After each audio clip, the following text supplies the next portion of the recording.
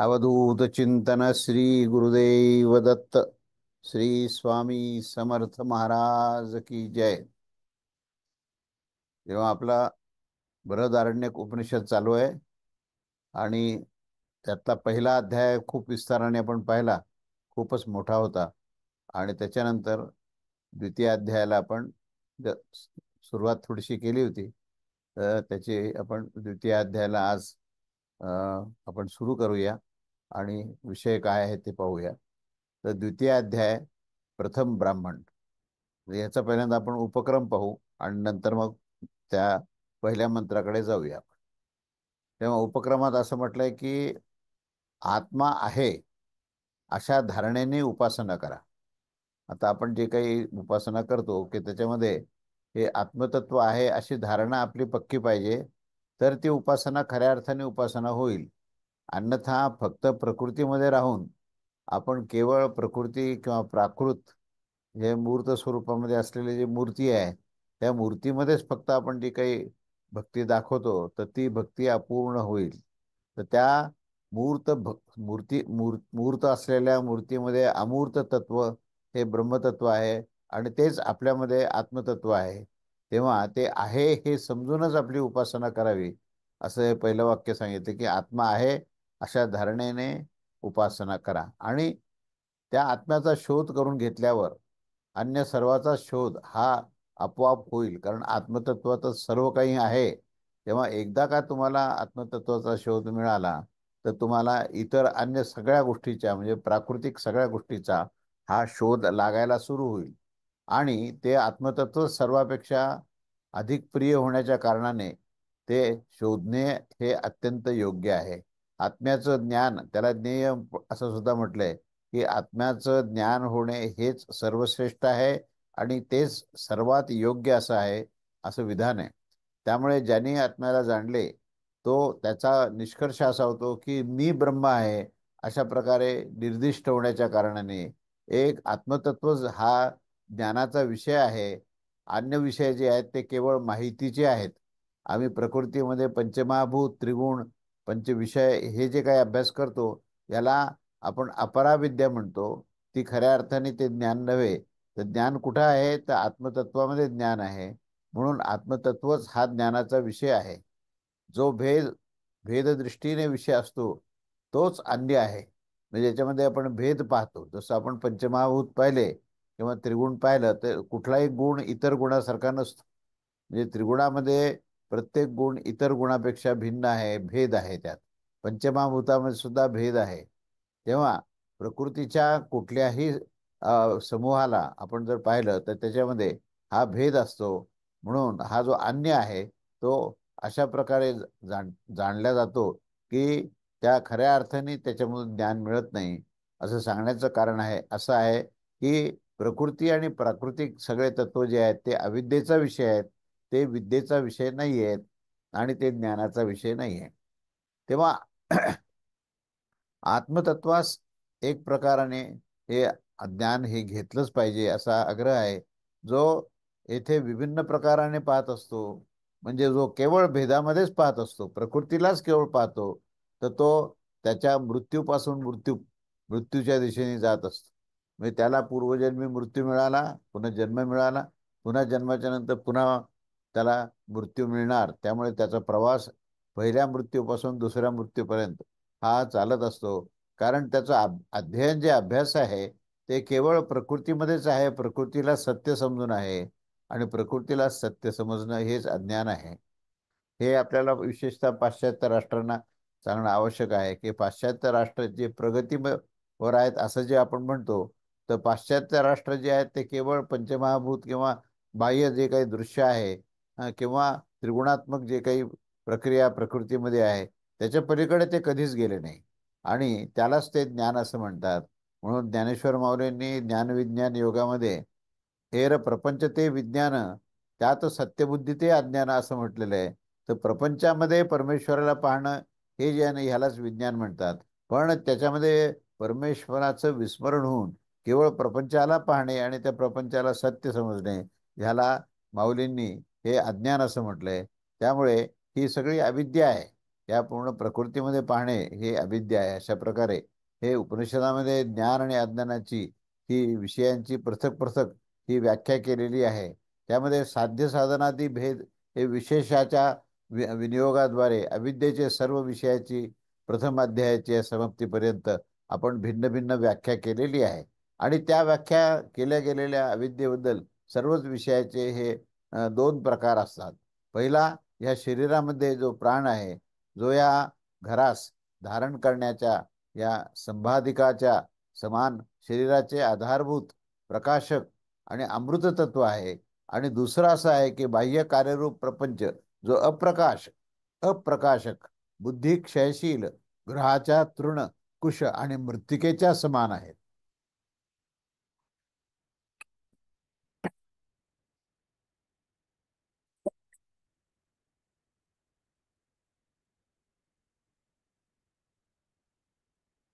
ते ते जे आहेत हे प्राकृतिक पदार्थ याला अप्रकाशक म्हटलंय.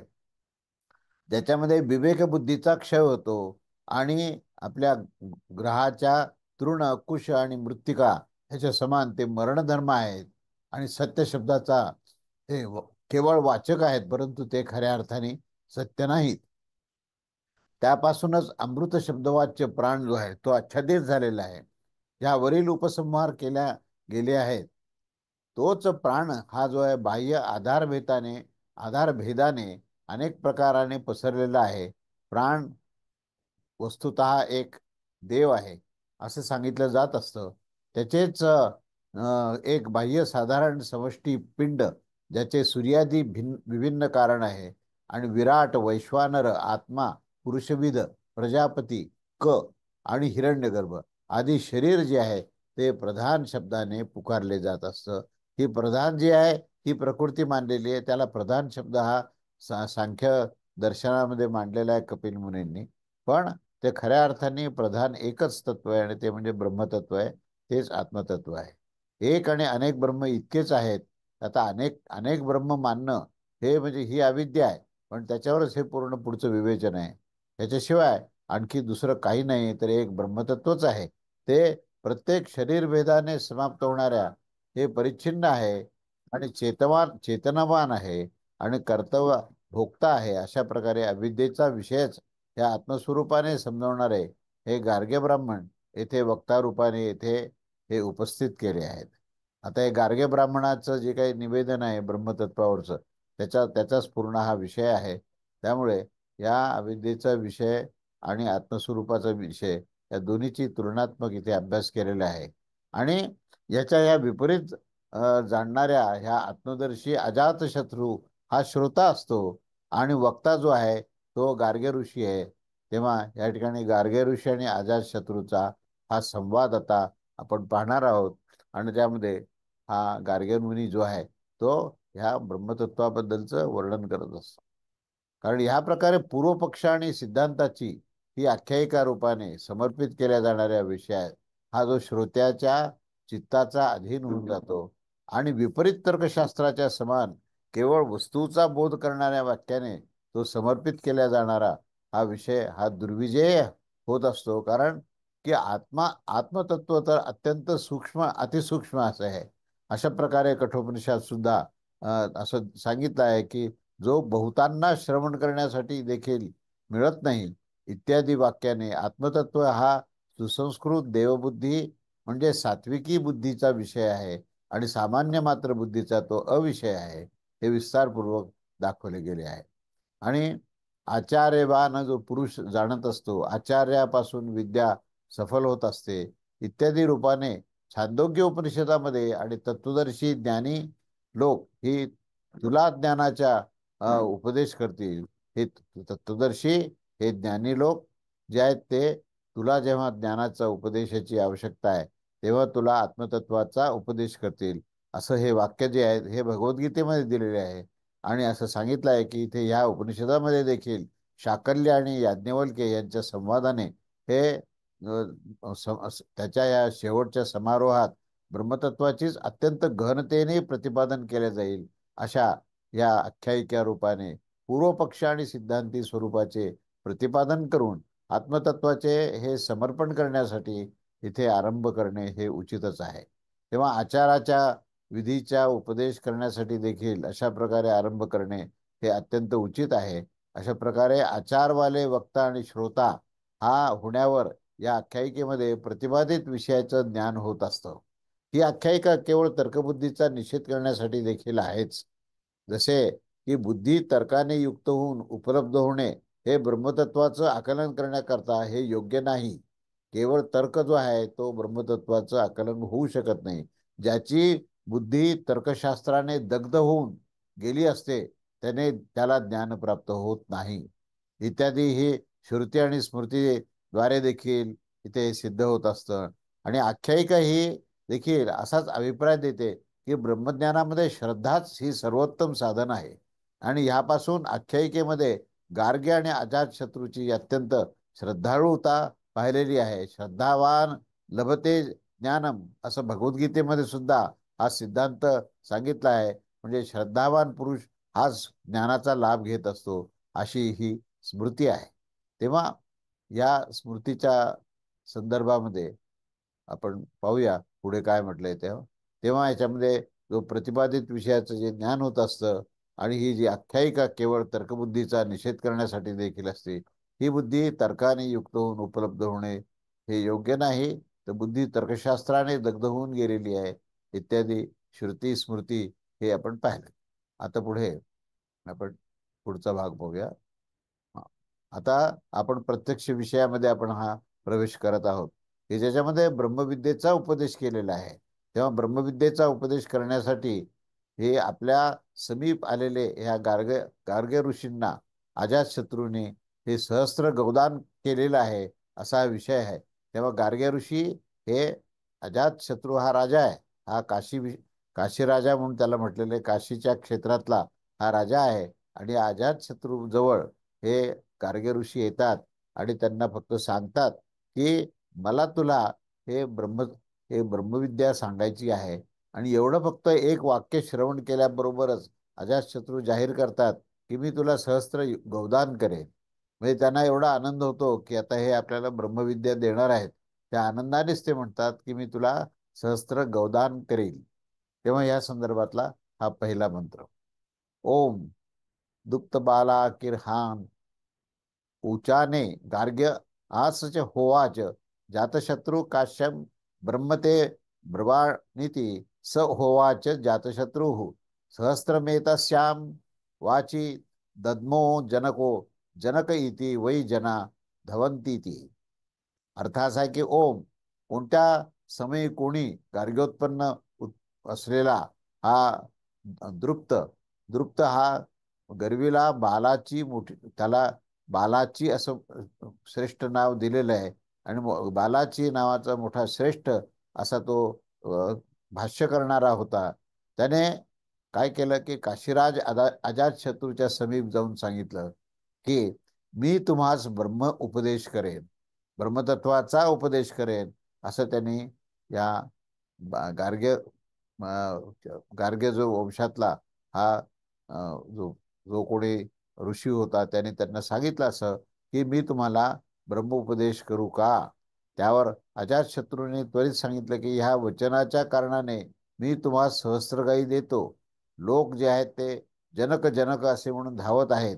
अर्थात हे सर्व लोक हेच सांगत आहेत की जनक मोठा दानी होता, जनक मोठा श्रोता होता. आणि ह्या दोन्ही गोष्टी आपापल्या वचनामध्ये माझ्यासाठी हे अत्यंत सुलभ करून दिले आहेत. या कारणानेच मी आपणास सहस्त्रगायीचे दान देत आहे असं तो अजातशत्रू गार्गे ऋषींना म्हणतो. असा ह्या मंत्राचा शब्दशः अर्थ आहे. तेव्हा याचा आशय काय आहे ते पाहू आपण की तेथे क्वचित कोणत्या तरी कालविशेषामध्ये अविद्येच्या विषयातच ब्रह्म जाणणारा आणि गोत्रतः गार्ग्य हा पूर्वपक्षवादी दृप्त बालाची जे काही ब्रह्मतत्वास सम्यक रूपाने न जाणण्याच्या कारणाने दृप्त गर्विला असं होते. आणि ह्या बालाकाचे पुत्र होण्याच्या कारणाने त्याला बालाची असं म्हटलेलं जात होतं. आणि अशा ह्या प्रकारे जो दृप्त आणि बालाची होण्याच्या कारणाने दृप्त बालाच्या नावाने प्रसिद्ध होते. ते अनुचान म्हणजे अनुवचनामध्ये समर्थ, बोलणारा अर्थात मोठा तो वाचाळच होता. आणि ह शब्द हे आख्यायिकेमध्ये ऐतिह्य म्हणजे इतिहास प्राप्त अर्थात सूचना देण्यासाठी आहे.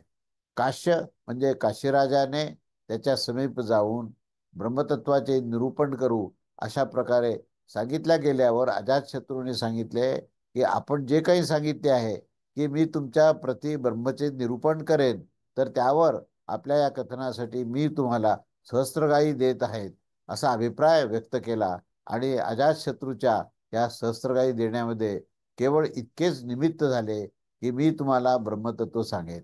म्हणजे त्यावेळेसची राजाची दानत बघा आणि ऋषीमुनींचं सुद्धा निवेदन बघा की ऋषीमुनी सांगतात की शेवटी ज्ञान द्यायचं असेल तर ब्रह्मतत्वाचंच ज्ञान द्यायला पाहिजे. ते अंतिम ज्ञान आहे आणि हे ज्ञान मी तुला देत आहे असं ते गार्गेमुनी अजातशत्रूला म्हणतात. आणि अजातशत्रूला त्याची किंमतही कळते आणि त्याची दानत प्रचंड असल्यामुळे नुसतं ते वाक्य ऐकल्यावर तो म्हणतो की मी तुम्हाला सहस्त्र गायी जे आहेत त्या दानामध्ये देण्याची माझी इच्छा आहे, संकल्प आहे. तेव्हा सहस्त्रगायी देण्यामध्ये इथे साक्षात ब्रह्मनिरूपणाच्या अपेक्षा का नाही केले, तर केवळ ब्रह्म हे ब्रवाणी या वाक्याची अपेक्षा का होती. त्यावर असं दाखवलं जात आहे की की राजाच्या अभिप्रायात श्रुतीच दाखवत आहे की जनकः जनकः या दोन पदाची आवृत्ती, जनक म्हणजे दाता आणि जनक म्हणजे श्रोता, या दोन्ही भूमिका ह्या राजाला घ्यायच्या आहेत. की तो दाता म्हणजेच त्यांनी जे काही सहस्त्रगायी दिल्या म्हणून त्याने पहिल्या जनकाचा अर्थ सार्थक केला. आणि दुसरा जनक म्हणजे आता तू जे ब्रह्मतत्व मला सांगणार आहेस त्याचं मी श्रवण करेन म्हणून तो श्रोता म्हणून दुसरा असे जनक जनक म्हणजे हे श्रवण करणारा आणि जो दान करणारा असा तो जो राजा होता अजातशत्रू ह्याचं त्यांनी ते वर्णन केलंय. तेव्हा अशा या दोन्ही वाक्याच्या अर्थामध्ये ही गोष्ट आलेली आहे. आता पुढे वै शब्द वापरलाय. वै शब्द प्रसिद्धीस सूचित करण्यासाठी आहे. जनक देण्याची इच्छा असणार आहे, जनक श्रवणाची इच्छा असणार आहे, हे समजून ब्रह्मतत्वास ऐकणे आणि सांगण्याची इच्छा असणारे आणि प्रतिग्रहाची इच्छा असणारे लोक धावत त्यांच्या समीप जात असतात. आणि म्हणून ह्या वाक्याने त्या सर्व माझ्यासाठी देखील संभव करून दिले आहे. त्यामुळे यापासून या वचनासाठीच मी तुम्हाला एक सहस्त्र गाय देत आहे असं त्यांनी घोषणा केली. असं हे अजातशत्रूचं हे दान देण्याची वृत्ती या ठिकाणी दाखवलेली आहे. आणि ब्रह्मतत्वाचं श्रवण करण्याची त्याची ही वृत्ती दाखवली आहे. म्हणून त्याला जनक जनक असं म्हटलेलं आहे. कारण जनकानेच हे सगळं ब्रह्मतत्वाचं विवेचन ऐकण्याकरता सभा भरवल्या होत्या पूर्वी. आणि आणि जनकानेच त्या ठिकाणी ह्याचं अतिशय गांभीर्याने श्रवण केलं होतं. म्हणून त्या जनकाची श्रुती म्हणूनच जनक जनक म्हणजे श्रवण करणारा आणि दान देणारा अशा ह्या अर्थाने आहे. तेव्हा हा पहिला मंत्र इथे संपतो. आता द्वितीय मंत्र आहे तो, त्याची पार्श्वभूमी अशी आहे की गार्ग्याद्वारा आदित्याचे ब्रह्मरूपाने प्रतिपादन केले आहे. आणि अजातशत्रू ही ह्या अजातशत्रूद्वारा त्याचे प्रत्याख्यान केलेले आहे. आता हे प्रत्याख्यान आणि प्रतिपादन असे दोन शब्द वापरले. म्हणजे आता इथून जे काही मंत्र आपण पाहू त्या सर्व मंत्रामध्ये गार्ग्याच्या द्वारे एक एक तत्वाला ब्रह्मरूपाने तो कशी उपासना करतो ह्याचं प्रतिपादन केलंय. आणि त्या प्रत्येक प्रतिपादनावर जे त्याची जी प्रतिक्रिया जी दिलेली आहे ती त्याला प्रत्याख्यान असं म्हटलेलं आहे. तेव्हा अजातशत्रूंनी त्याच्याद्वारे त्या प्रतिपादनावर आपली जी काही विचार आहेत ते प्रत्याख्यानामध्ये मांडले. असं हे हे या ठिकाणी गार्गे आणि अजातशत्रूचे संवाद दाखवले आहेत आणि दोघांची भूमिका दाखवली आहे. असं हे त्याची पार्श्वभूमी आहे. आता ह्या ठिकाणी पहिलं जे तत्व आहे आदित्य आहे. तेव्हा आदित्याला ब्रह्मरूपाचं कसं आहे, आदित्या ब्रह्मरूपाने ह्याचं प्रतिपादन पहिल्यांदा गार्ग्याद्वारे होतं आणि त्याचं प्रतिक्रिया अजातशत्रूद्वारे होते.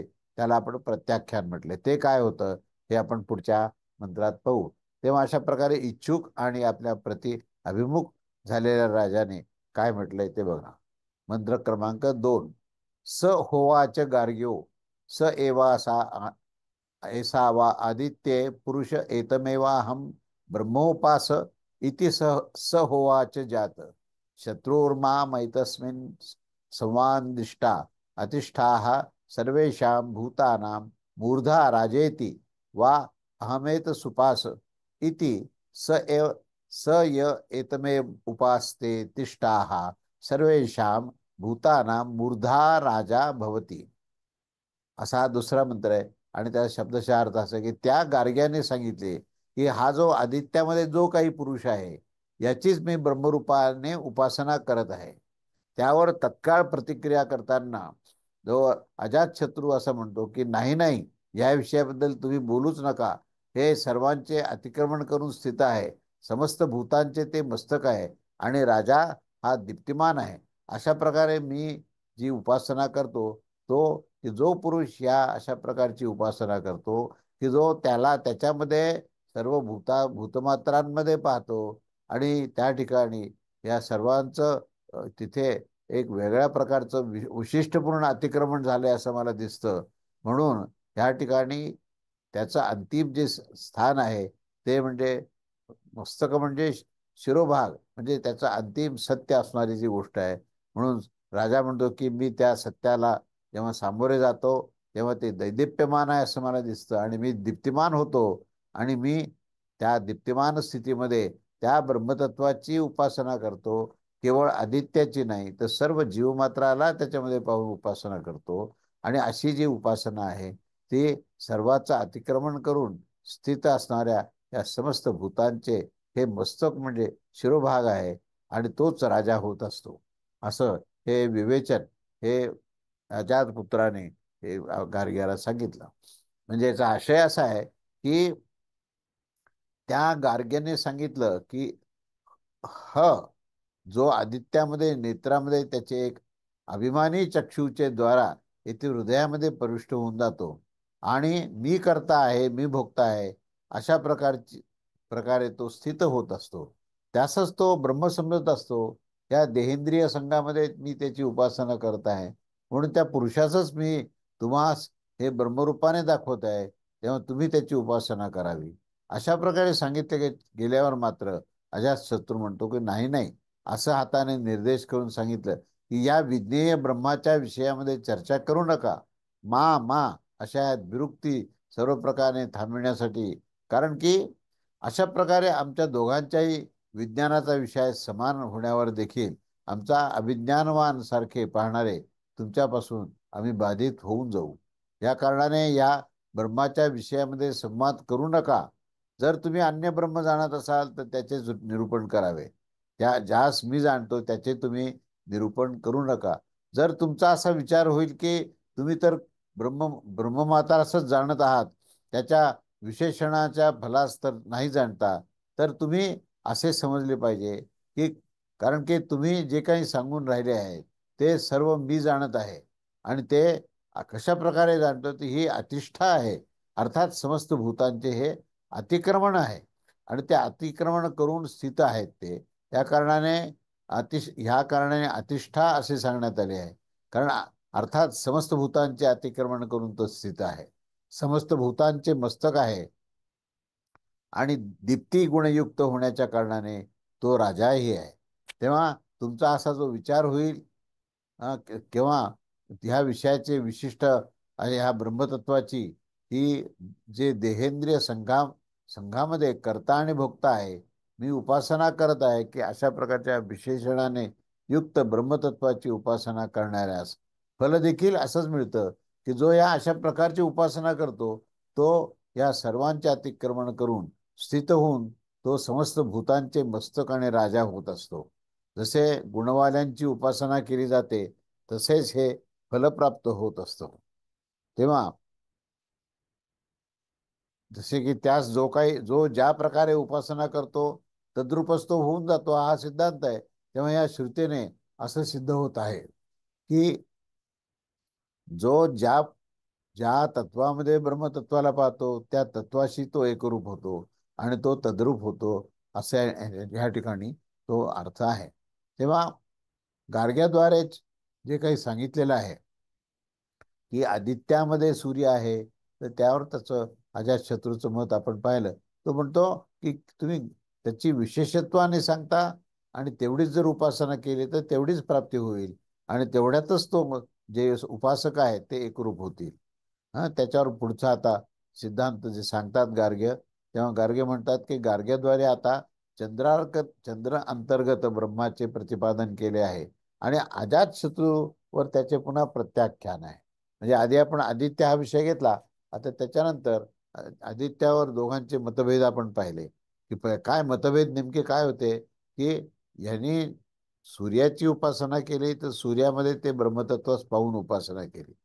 आणि अजातशत्रूचं म्हणणं असं आहे की तुम्ही फक्त सूर्यातच का पाहता, तो सर्वत्र आहे, तेव्हा प्रत्येक जीवमात्रामध्ये ते ब्रह्मतत्व आहे, तेव्हा तुमची उपासना ही सर्वव्याप्त पाहिजे, तुमची फक्त आदित्यामध्येच आहे. हा, तर त्यावेळेस त्याच्यावर आता पुढचं विवेचन गार्ग्याद्वारे हे अजातशत्रूला काय म्हणतं ते बघा. हे आता तिसरा जो मंत्र आहे त्यामध्ये गार्ग्याद्वारे चंद्राअंतर्गत ब्रह्मतत्वाचे प्रतिपादन आणि अजातशत्रूद्वारे त्याचे पुन्हा प्रत्याख्यान. तर ह्या संवादाच्या द्वारे जेव्हा अजातशत्रूने आदित्य ब्रह्मचा निषेध करून दिला आणि गार्ग्याने पुन्हा एकदा चंद्र अंतर्गत दुसऱ्या ब्रह्मतत्वाचे हे प्रतिपादन केलेले आहे, ते ऐका. म्हणजे या ठिकाणी दोघांचे जे संवाद होत आहेत तेव्हा गार्ग्य सिद्धांत मांडतोय आणि अजातशत्रू त्याचा निषेध करतायत, असेही पूर्ण एकंदरीत चित्र आहे. तेव्हा आता एकानंतर एक आपण आता हे पाहणार आहोत की गार्ग्य कोणत्या कोणत्या तत्वामध्ये या ब्रह्मतत्वास पाहतात आणि त्याच्यावर अजातशत्रू त्याचा निषेध कसा कसा करतात हे आपल्याला पाहायचं आहे. तेव्हा आता हे चंद्र अंतर्गत जो मंत्र आहे, चंद्र अंतर्गत जे ब्रह्मतत्वाबद्दलचा तो मंत्र तृतीय मंत्र आहे. मंत्र असा आहे की स होवाच गार्ग्यो य एवा असो चंद्रे पुरुष एतमेवाहम ब्रह्मोपास इति सह होवा जात शत्रुर्मा मयि तस्मिन् संविदिष्टा ब्रह्मान् पांडरवासाः सोमो राजेति वा अहमेत उवास इति स व इतमेव उपास्ते हर इह स्तुतः प्रसूतो भवति नास्यान्न क्षीयते. त्यावर तो गार्ग्य पुढे म्हणतो की अर्थ असा आहे की हा जो चंद्रमा, हा चंद्रमाच्या मध्ये जो कोणी पुरुष असतो त्याची मी ब्रह्मरूपाने उपासना करत आहे. त्या अजातशत्रूने लगेच सांगितले, लगेच त्याच्यावर प्रतिक्रिया दिली की नाही नाही, ह्या विषयामध्ये तुम्ही बोलूच नका. हा जो महान शुक्ल वस्त्रधारी सोमराजा आहे आणि अशा प्रकारे मी त्याची उपासना करत आहे की तो सोमराजा जो आहे तोच त्याच्यामध्ये सर्व हे जीवमात्राचं पोषण होतं, त्यामुळे त्याचा संबंध हा विश्वव्याप्त आहे असं त्यांचं म्हणणं आहे. आणि म्हणून जो विश्वव्याप्त तो चंद्रमामध्ये तो सोमराजाला पाहतो आणि राजा म्हटलं की तो त्याची प्रजा आली आणि प्रजा आली की राजाचं त्या प्रजेला सांभाळणं आलं. तेव्हा हा शुक्ल वस्त्रधारी सोम म्हणजेच चंद्र हा राजा आहे आणि तो राजा समजून मग त्याला त्याच्यामध्ये सर्व काही जीवमात्राचं कल्याण आहे म्हणून ते ब्रह्मतत्व आहे. अशा प्रकारे त्या ब्रह्मतत्वाची उपासना चंद्रांतर्गत करणं आवश्यक आहे असं यांनी सांगितलं. तेव्हा अशी धारणा ठेवून अशा प्रकारे याची जो उपासना करत असतो तो मात्र निव्वळ शुद्ध अशी त्याची उपासना होते आणि त्याच्यासाठी नित्यप्राप्ती जी होते ती सोमाचा सोमसूत आणि प्रस्तुत अशा प्रकारचे दोन्ही पुत्ररूपाने हे त्या ठिकाणी त्यांना प्राप्ती होते आणि त्यांचं अन्न जे आहे ते कधीही क्षीण होत नाही, ते नेहमी समृद्धीने युक्त असतात असं हे अजातशत्रूचं जे आहे हे म्हणणं आहे. तेव्हा या तृतीय मंत्राचा हा जो आशय आहे तो आशय असा आहे की हा जो चंद्रमा आणि मनामध्ये एकच पुरुष करता आहे आणि भोगताही तोच आहे, अशा प्रकारे ह्याच्या पूर्वीचे विशेष समजले पाहिजे. सूर्यमंडल हे द्विगुण होण्याच्या कारणाने जो बृहन अर्थात महान आहे आणि ज्या शुभ्र वस्त्र आहेत तो हा पांढरवा असा आहे, कारण की चंद्राभिमानी प्राण जलमय शरीर असणारा आहे आणि जलाचे शुक्लवर्ण हे प्रसिद्धच आहे. तेव्हा सोमराजा हा चंद्रमास म्हणत असतात आणि जो यज्ञामध्ये पेय आणि अन्नाच्या रूपामध्ये चर्मण करणे, चावल्या जात असणारा असा तो जलमय सोम अर्थात सोमलतेपासून बनलेला हा असतो. आणि त्या चंद्रमा व लतामय पुरुषास एक करून अर्थात अहम ग्रह उपासनेच्या द्वारे आपले स्वरूप मानून ह्या विशेषण विशिष्ट ब्रह्मतत्वाचीच मी उपासना करतो. जो पुरुष उपयुक्त गुणवाल्या या ब्रह्मतत्वाची उपासना करत असतो त्याच्यासाठी नित्य नित्यप्रती सुत होत असतो. आणि अर्थात प्रकृतीमध्ये ही प्रकृती यज्ञामध्ये सोमरस प्रस्तुत राहत असतो. सोमरसाचा आपल्याला माहिती आहे की चंद्रापासून निघालेले जे किरण आहेत ते रसयुक्त असतात आणि वनस्पतीमध्ये ते रस निर्माण करत असतात. म्हणून ह्या प्राकृतिक यज्ञामध्ये सोमरस हा त्या जी सोमलता जी सांगितली आहे त्याच्यापासून ते निर्माण होत असते. तेव्हा या सोमरस प्रस्तुत तिथे राहत असतो आणि तो प्रस्तुत होतही असतो. अर्थात विकृती यज्ञामध्ये अधिकतर ही निरंतर सोमरस प्रस्तुत राहत असतो. म्हणजे प्रकृती विकृती रूप होऊन दोनही प्रकारच्या यज्ञानुष्ठानामध्ये हे सामर्थ्य प्राप्त होऊन जात असतं. आणि या अन्नाबद्दल ब्रह्मोपासकाचे हे अन्न देखील क्षीण होत नाही. त्यांना अखंड अन्नाची प्राप्ती होते. अखंड त्यांच्याकडे समृद्धी असते असं याचं लक्षण आहे आणि अशी त्याची उपलब्धी आहे असं या ठिकाणी म्हणजे अजातशत्रू सांगतात. म्हणजे इथे अजातशत्रू प्रत्येक गोष्टीवर प्रकाश टाकतायत आणि त्यांनी सांगितलेल्या विवेचनाला आणखीन प्रगल्भतेने त्याचं स्पष्टीकरण देतात. तेव्हा ह्या गार्ग्याद्वारे आता आपण आदित्य आणि चंद्रमा ह्या दोन गोष्टी पाहिल्या. आता त्याच्या पुढे जो आहे तो गार्ग्याद्वारे विद्युत अभिमानी पुरुषाचे ब्रह्मरूपाने उपदेश आणि अजातशत्रूद्वारे त्याचे प्रत्याख्यान केलेले आहे. आता या ठिकाणी विद्युत हा विषय आहे. आधी आदित्य आणि चंद्रमा झाला, आता विद्युत हा विषय आहे. तेव्हा ह्या विद्युत संदर्भामध्ये काय मंत्र आहे ते पाहूया. आपण मंत्र क्रमांक 4.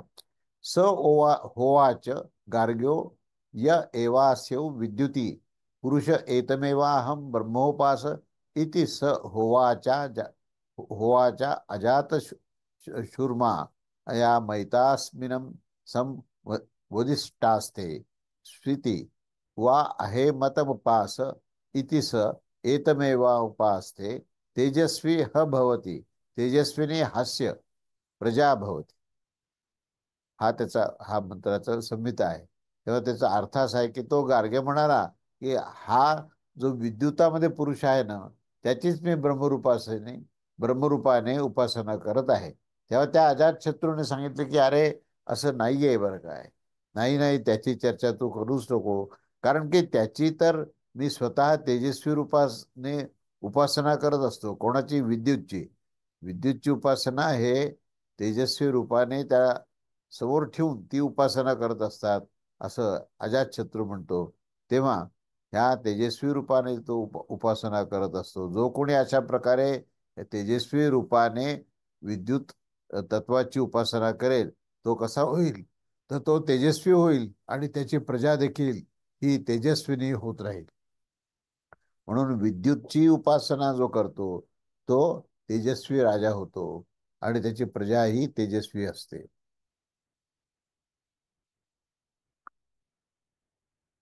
अशा प्रकारचा हा मंत्राचा शब्दशः अर्थ आहे. तेव्हा त्याचा आशय पाहूया आपण की अशा प्रकारे विद्युत्वचा आणि हृदयामधील देखील त्याचा या विद्युत संदर्भामध्ये एक देवता असते. या विद्युत, त्वचा आणि हृदय हे तीन गोष्टी आहेत. तेव्हा विद्युत, त्वचा आणि हृदयामध्ये एकच देवता असते आणि ती तेजस्वी असते. तेजस्वी त्याचं विशेषण आहे, त्याचं हे फल आहे. तो तेजस्वी आहे. आणि जो तेजस्वी असतो त्याची प्रजा देखील ही तेजस्विनी असते. विद्युतांचे बाहुल्य अंगीकार केला गेला आहे आणि या कारणाने प्रजेच्यासाठी फलाची बहुलता देखील या ठिकाणी संभव होत असते. असे या त्या विद्युत तत्वाला जेव्हा ब्रह्मतत्व म्हणून मान्य केलं तर तिथे कशा प्रकारचं फळ मिळतं हे आपण पाहिलं. तेव्हा आता ह्या म्हणजे तो ब्रह्मतत्वाला त्यांनी त्या विद्युतमध्ये कल्पना केली आणि त्यामुळे झालं काय की त्याची स्थिती ही एका दिव्य राजासारखी तेजस्विनी राजासारखी झाली आणि त्याची प्रजा देखील ही त्या विद्युत त्या संस्काराने ती पण अत्यंत दैदिप्यमान अशी झालेली आहे. असा हा विद्युतचा आपण परिणाम पाहिला. तेव्हा सूर्य, आदित्य, चंद्रमा आणि विद्युत हे तीन पाहिले.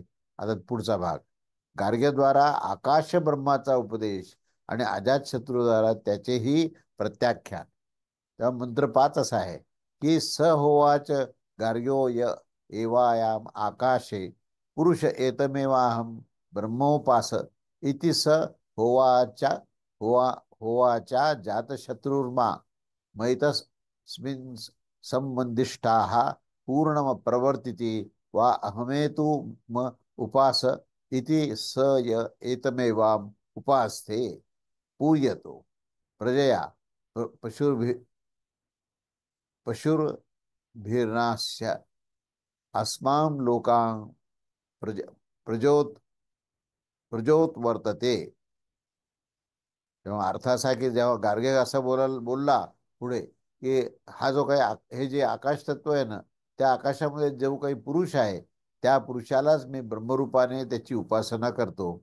आणि त्या अजातशत्रूने सांगितलं की अरे असं नाहीये, असं नाही नाही, या पुरुषाबद्दल, या विषयाबद्दल आता तू काही बोलू नको. म्हणून पुन्हा एकदा अजातशत्रू हे त्या पद्धतीनेच म्हणतो की तू आता काही बोलू नको. मी त्याची जी उपासना केलेली आहे ती कशी उपासना केली आहे, की मी ती पूर्ण आणि अप्रवृत्ती रूपाने उपासना करत असतो. जो कोणी याचा अशा प्रकारे उपासना करेल तो त्यालाही उत्तम प्रजा मिळेल, त्यालाही पशुने तो परिपूर्ण होईल आणि या लोकांमध्ये त्याच्या प्रजेचा कधीही हा प्रजेचा उच्छेद होणार नाही. हे त्याचं वैशिष्ट्य असेल, हे त्याचं फळ असेल, असं त्या शब्दशः अर्थ या 5व्या मंत्राचा आहे. तेव्हा इथे आकाश, हृदयाकाश आणि हृदयामध्ये देखील एक देवता असते. त्याचे पूर्ण आणि अप्रवृत्तीचे ते पूर्णत्व, म्हणजे ह्या ठिकाणी पूर्ण आणि अप्रवृत्ती असं हे दोन विशेषण दिलेले आहेत. पूर्णत्व हे विशेषणाचं फल आहे आणि तो जे प्रजा आणि पशुने पूर्ण होत असतो, आणि हा अप्रवृत्ती विशेषणाचे हे फल असल्यामुळे या लोकांमध्ये त्याच्या प्रजेचे उद्वर्तन होत असते. प्रजा प्रजा संतानाने विच्छेद त्याचा कधीही होत नाही. म्हणजे त्याला कायमस्वरूपी संरक्षण असतं आणि त्यालाच नव्हे तर त्याच्या संतानांनाही त्या ठिकाणी संरक्षण म्हणून त्यांचा कधीही विच्छेद होत नाही किंवा ह्या सर्वांचं हे संवर्धन होतं आणि रक्षण होतं असं अभिवचन या ठिकाणी दिलेलं आहे. तेव्हा त्याचा गार्ग्याद्वारे अशा रीतीने या गार्ग्याद्वारे ह्या वायुब्रह्माचे आता पुढे प्रतिपादन केलेलं आहे. वायुब्रह्म, तर वायुब्रह्मामध्ये आपण एक एक तत्वामध्ये ब्रह्मतत्व कसं हे पाहिलं. गार्ग्यांना त्या उपासनेत काय अनुभव होतो ते पाहिलं आणि त्याच्यासमोर अजातशत्रूचं जे प्रत्याख्यान, म्हणजे त्याचं जे प्रतिक्रिया आहे त्याचं मत काय हे आपण पाहतो. तेव्हा आतापर्यंत आपण विभिन्न असे तत्व पाहिले. आता आपण पाहतोय तो म्हणजे ह्या ठिकाणी हे जे वायू जो आहे तत्व आहे त्या वायू तत्वामध्ये ब्रह्मतत्वाचं इथे प्रतिपादन आता गार्ग्याद्वारे केलेलं आहे आणि त्याच्यावर पुन्हा ह्या अजातशत्रूंनी त्याच्यावरचं प्रत्याख्यान केलेलं आहे. तेव्हा हा विषय आता इथे आपण थांबवूया.